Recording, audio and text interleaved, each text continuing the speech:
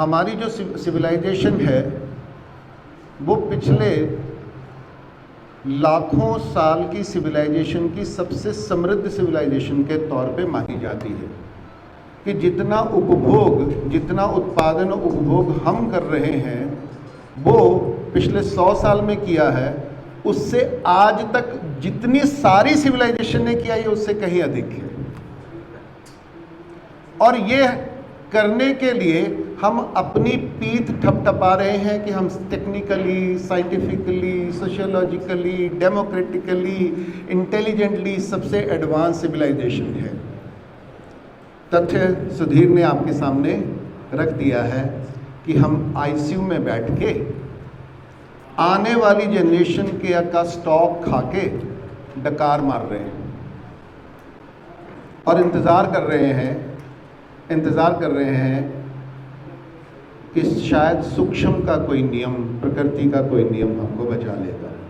मुझे लगता है सूक्ष्म इतना फ्री नहीं है कि अनंत अनंत धरतियों की एक सूक्ष्म सी धरती के लिए वो अपने नियमों का कोई अपवाद पैदा करेगा। सूक्ष्म तो अपने नियम से चलेगा और सूक्ष्म का नियम कह रहा है कि जब हम अपनी लिमिट क्रॉस करते हैं तो उसका परिणाम आना ही है। स्वामी जी ने उससे पहले मॉर्निंग में नेपियर और मिस्टर क्लोज ने हमारे सामने ये प्रस्तुत किया कि मॉडर्न विज्ञान एक भौतिक विज्ञान है। हमने बाहर प्रकृति को, सत्य को, तथ्य को, रियलिटी को देखा और जैसा हम रियलिटी को देखते हैं वैसा हम जीते हैं।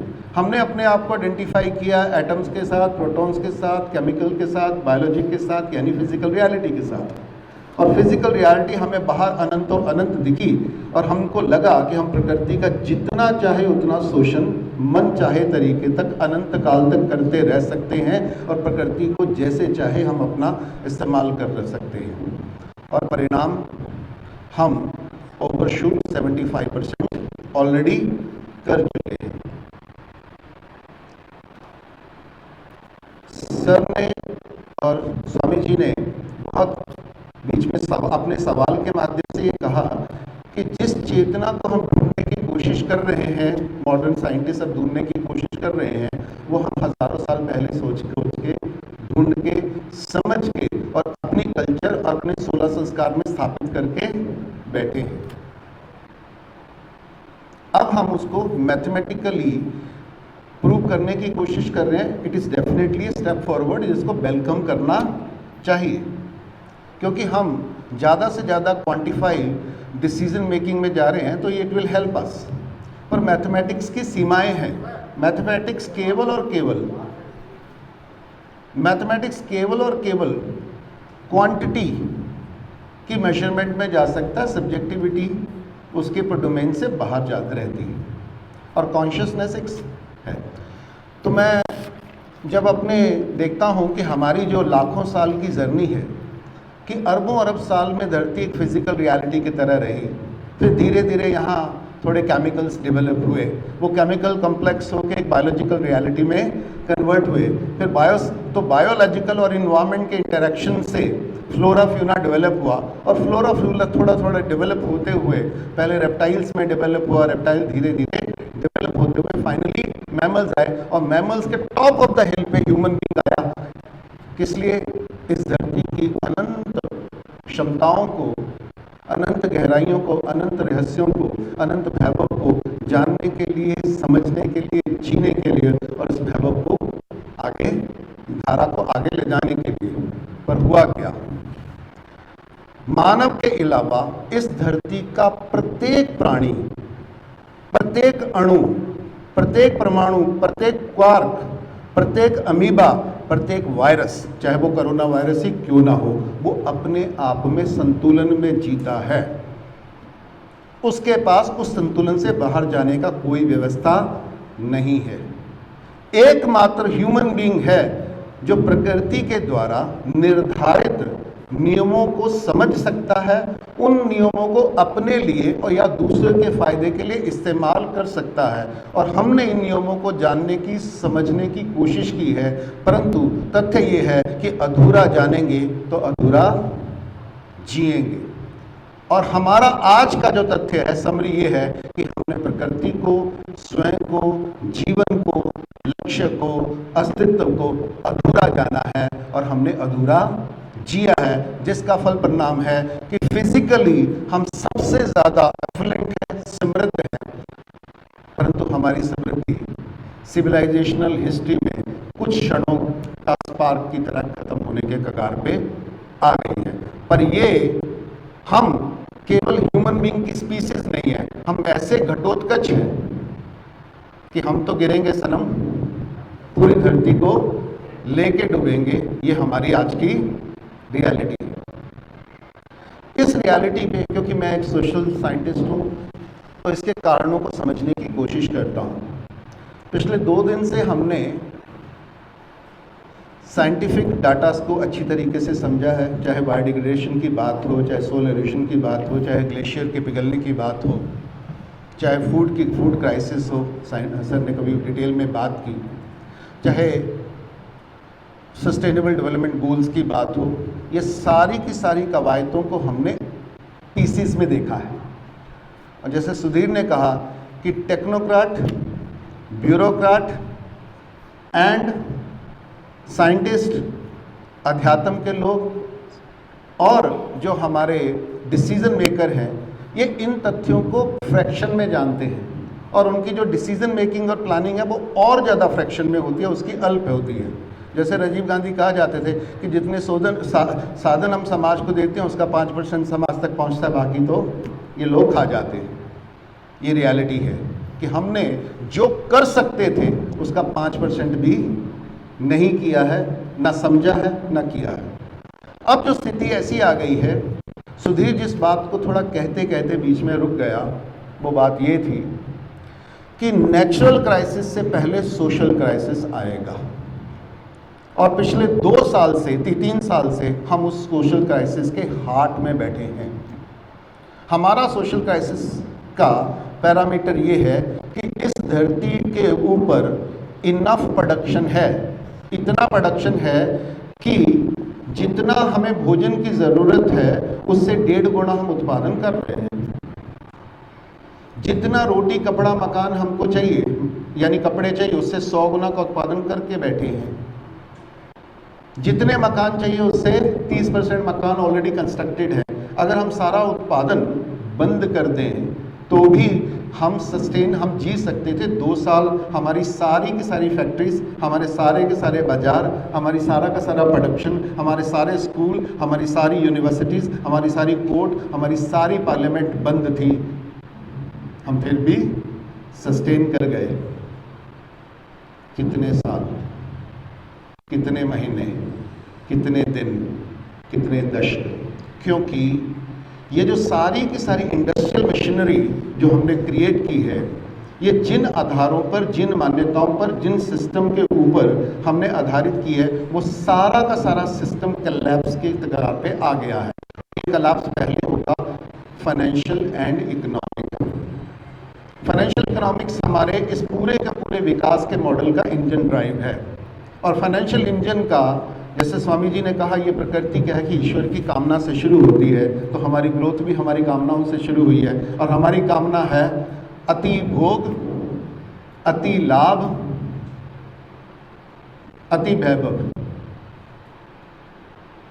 और ये हम अनंत काल तक भोगना चाहते हैं। इसके ऊपर हम कोई सीमा निर्धारित करना नहीं चाहते। अब ये जो सीमा है, इसका रियलिटी ये है कि अनलिमिटेड मनी सप्लाई नाम का हमने एक टूल डेवलप कर लिया है। यानी किसी को भी हमें किसी काम के लिए लगाना है तो उसके ऊपर लाभ और लोभ की कि आप लालच दे दीजिए और वो अपने आप वो काम करता चला जाएगा। तो फाइनेंशियल इकोनॉमिक्स ने, फिएट इकोनॉमिक्स ने हमें ऐसी बैंकिंग व्यवस्था दी, ऐसी मनी दी कि हम जितना चाहे उतना धन ओवरनाइट पैदा कर सकते हैं। इसको अनलिमिटेड सप्लाई ऑफ मनी कह सकते हैं। आपकी जानकारी के लिए बता दूं, दुनिया की जीडीपी इस समय मात्र $100 ट्रिलियन की है। दुनिया के सभी देशों के ऊपर जो कर्जा है वो $300 ट्रिलियन का है। और दुनिया में जितना पैसा हमारे बैंकिंग इंस्टीट्यूशन छाप के बैठे हैं वो 1000 ट्रिलियन डॉलर है। और असली फैक्ट ये है कि दुनिया में जितनी वस्तुएं, भौतिक वस्तुएं हैं, उनकी कीमत मात्र और मात्र 30 ट्रिलियन डॉलर है, जिसमें सारी की सारी फैक्ट्री, सारी की सारी माइंस, सारे के सारे खेत, सारे के सारे खलिहान, सारी के सारे यूटेंसिल्स, ये सबको जोड़ ले, ये 30 ट्रिलियन डॉलर के नहीं है। यानी कहने का मतलब ये है कि दुनिया में जितना पैसा है उसका मात्र 3% टेंजिबल है, भौतिक है, बाकी सब कुछ इनटेंजिबल है। और ये जो इनटेंजिबल वेल्थ है, ये कोई नेचुरल रिसोर्स नहीं है। उसके लिए पैदा करने के लिए किसी मेहनत की जरूरत नहीं है। उसको पैदा करने के लिए केवल आपको कुछ नंबर, कुछ लोगों को नंबर छापने की जरूरत है। उन्होंने वो नंबर 1000 ट्रिलियन डॉलर छाप के रखे हुए हैं। और वो लोग हैं जिन्होंने वो नंबर्स, वो जो पैसा है, वो पेस्टिसाइड को दे दिया, तो दुनिया के सारे लोग पेस्टिसाइड के पीछे लग गए। क्योंकि पेस्टिसाइड में पैसा आ गया तो लोगों ने मैन्युफैक्चर करने शुरू कर दिए। सरकारों ने लाभ के लिए पेस्टिसाइड को जस्टिफाई कर दिया, उसको पॉलिसी में ला दिया, और हमारे साइंटिस्ट ने उसके ऊपर रिसर्च कर करके बड़े बड़े पेपर निकाल दिए। तीनों अलग अलग रियलिटीज थी, परंतु और लाभ के लिए हमारे सभी भोले भाले किसानों ने अपने एक एक फसल में, एक एक पौधे पे जहर छिड़कना शुरू कर दिया। और अब हम क्राइसिस है कि हमारे पास कोई शुद्ध बीज और शुद्ध अनाज बचा नहीं है। ये लाभ लोभ की पूरी एक श्रृंखला है। प्रॉब्लम क्या है कि हमारा जो करंट सिस्टम ऑफ स्टडी और अंडरस्टैंडिंग है, ये टुकड़ों में टूटा हुआ है। साइंटिस्ट को सोशल साइंटिस्ट समझ में नहीं आता, सोशल साइंटिस्ट को टेक्नोलॉजी समझ में नहीं आती, तीनों को बैंकिंग समझ में नहीं आती। और ये जो चारों के चारों हैं, ये कंट्रोल में है ब्यूरोक्रेट्स के। ब्यूरोक्रेट के हाथ में सारी पावर होती नहीं है, उनको कंट्रोल करता है कोई पॉलिटिशियन। और पॉलिटिशियन को का जो कैरियर है वो सिर्फ 5 साल का होता है, और उसको 5 साल में अपनी 5 जनरेशन के लिए कमाना होता है। यहाँ हमारी रिस्पॉन्सिबिलिटी खड़ी है, यहाँ हमारी रिस्पॉन्सिबिलिटी खड़ी है कि हम कितने सस्टेनेबल हैं, कितने तैयार हैं, कितने इक्विप्ड हैं अपने आप को बचाने के लिए। पर करना क्या है? पर करना क्या है? आई कैन सी कि सर अपनी घड़ी देख रहे हैं, तो मुझे रिस्पॉन्सिबली इसको समेट लेना चाहिए। मैं करना क्या है, तो मैंने जो अपना एक्सपर्ट देखे हैं, इसमें मैंने क्या करना है, बस सिर्फ लाइनें मैंने लिखी हैं, वो मेरी नहीं है। तो हज़ारों लोगों के साथ जो ज़िंदगी में हम लगातार इंटरेक्ट करते रहते हैं, उन सब से जो कॉमन चीज़ें आई हैं वो मैं आपके सामने रख रहा हूँ। अब सवाल है कि आज समस्त जाति एक महान परिवर्तन के दौर से गुजर रही है। ये वैसा युग है, ऐसा परिवर्तन है जैसा शायद लास्ट टाइम महाभारत काल में हुआ था।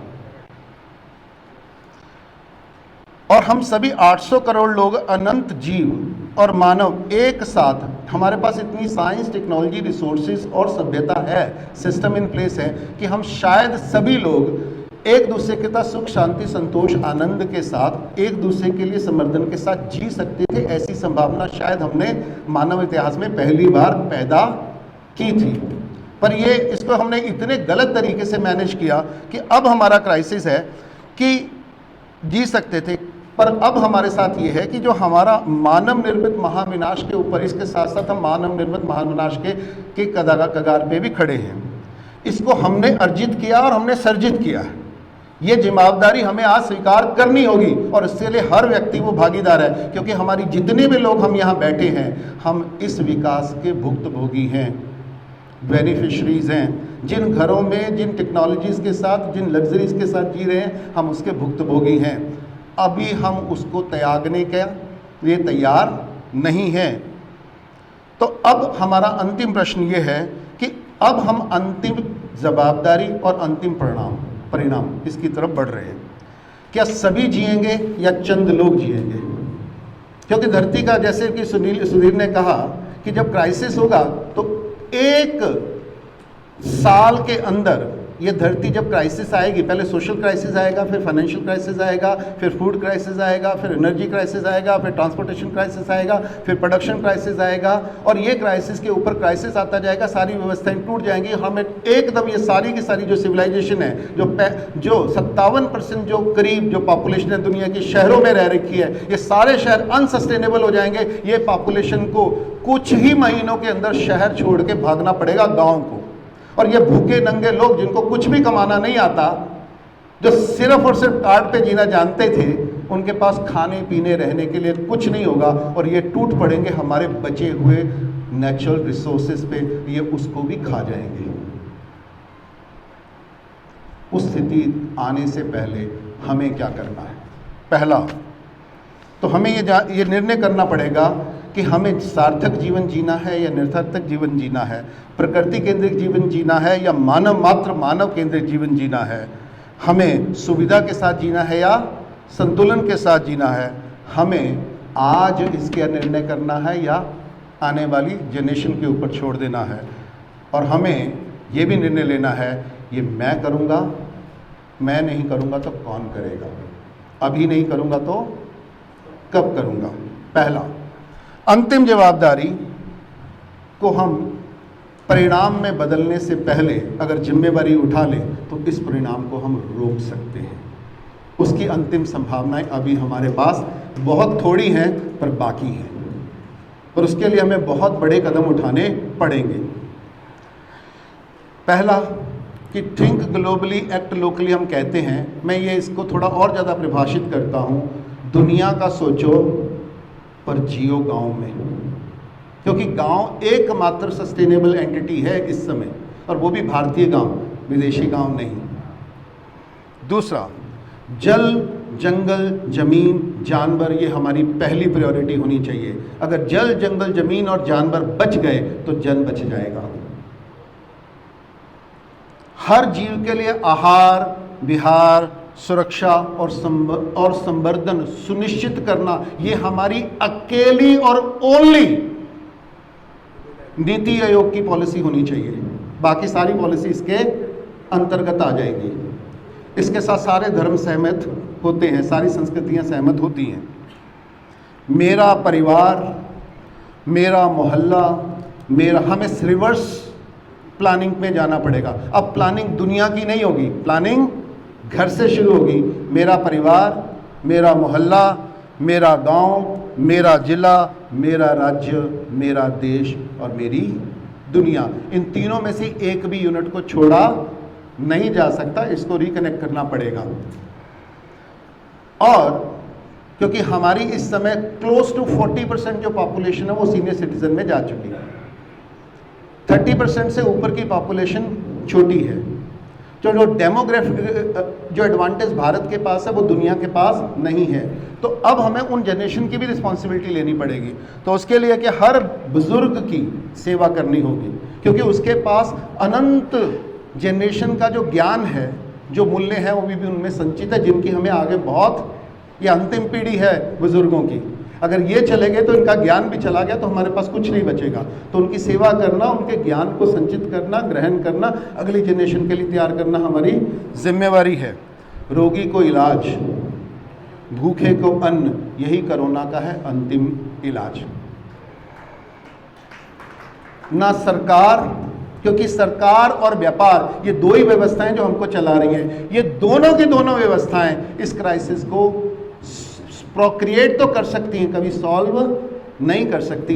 हमें इन दोनों व्यवस्थाओं से ऊपर की जो व्यवस्था है, जिसके अंतर्गत ये दोनों व्यवस्थाएं, वो है समाज।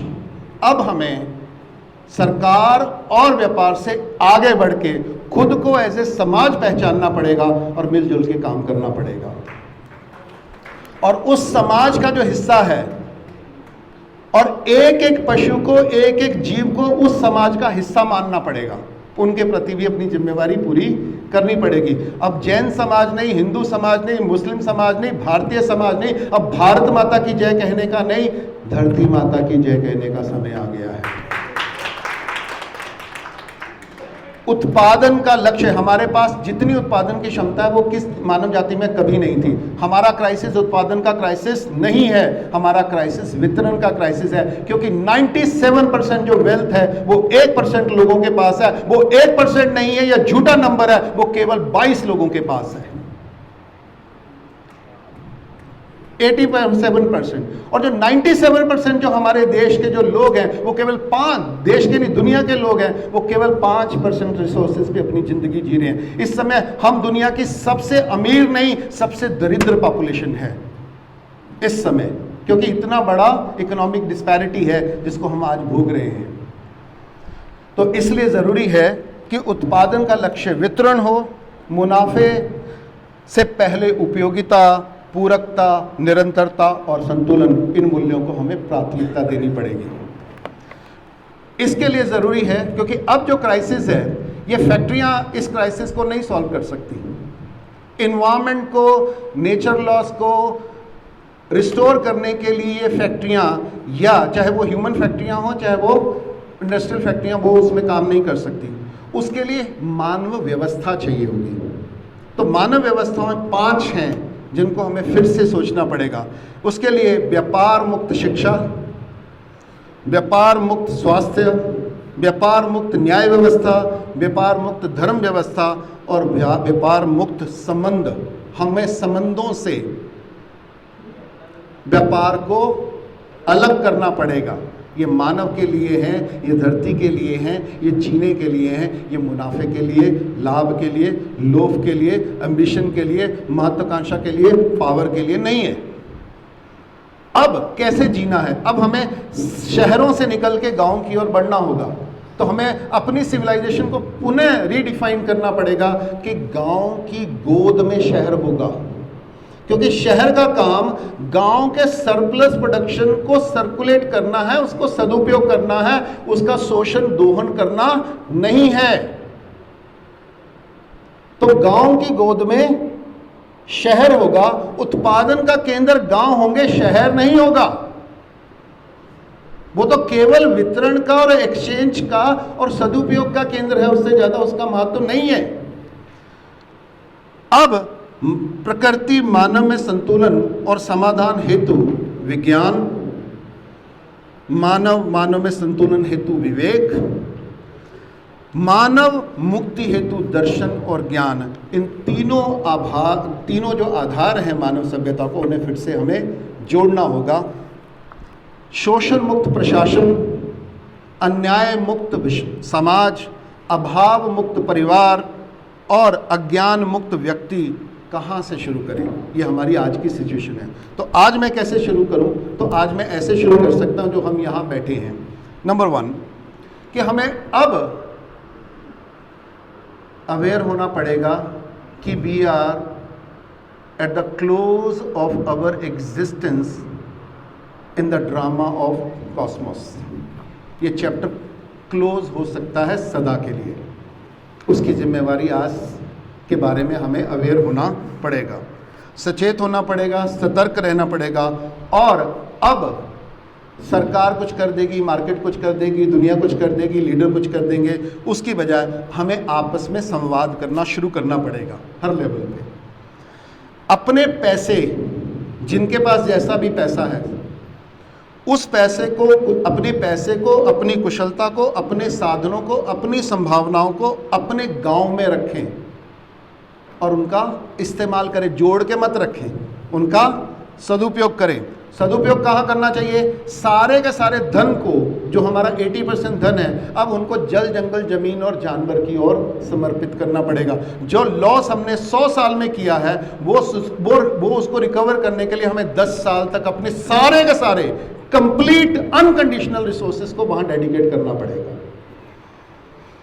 अपने गांव में निवेश करें, गांव को उत्पादन और वितरण का केंद्र बनाएं। गांव के प्रशासन को स्वास्थ्य, शिक्षा, न्याय को पारदर्शी रखने के लिए लोभ मुक्त और व्यापार मुक्त रखें। प्रत्येक गांव में, this is a suggestion for everyone, हम पुराने ज़माने में हर घर में कम से कम 2 साल का अनाज, तेल, मसाले और औषधि संचित करके रखते थे। अब ज़माना आ गया है। तो सभी को प्रत्येक गांव में 2 साल का अनाज, दवा और कोष की व्यवस्था करनी पड़ेगी। गांव का कोष गांव में रखना पड़ेगा, क्योंकि अगर वो मार्केट में आ गया वो गांव में कभी वापस नहीं आएगा। अपने गांव के लिए जल, जंगल, जमीन, जानवर की नीति का निर्धारण करे। हमारे पास देश की नीति नहीं है, अब हमें गांव से शुरुआत करनी पड़ेगी।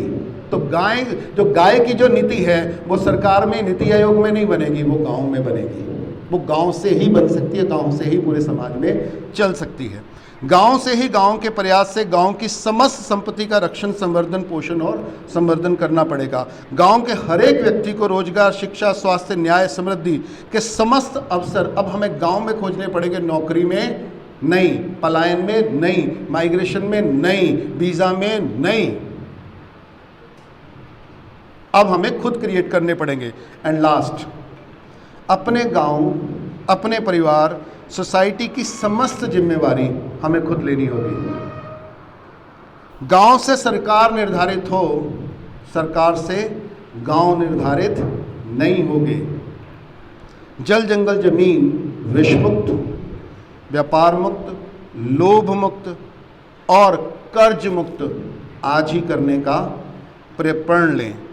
विष मुक्त, शोषण मुक्त, भेदभाव मुक्त, वैमनस्य मुक्त, वर्ग मुक्त, व्यसन मुक्त, विरोध मुक्त, बीमारी मुक्त गांव हर एक व्यक्ति और हर एक जीव की जन्मसिद्ध अधिकार है, परंतु उसके लिए हम सबको उसकी जिम्मेवारी लेनी पड़ेगी।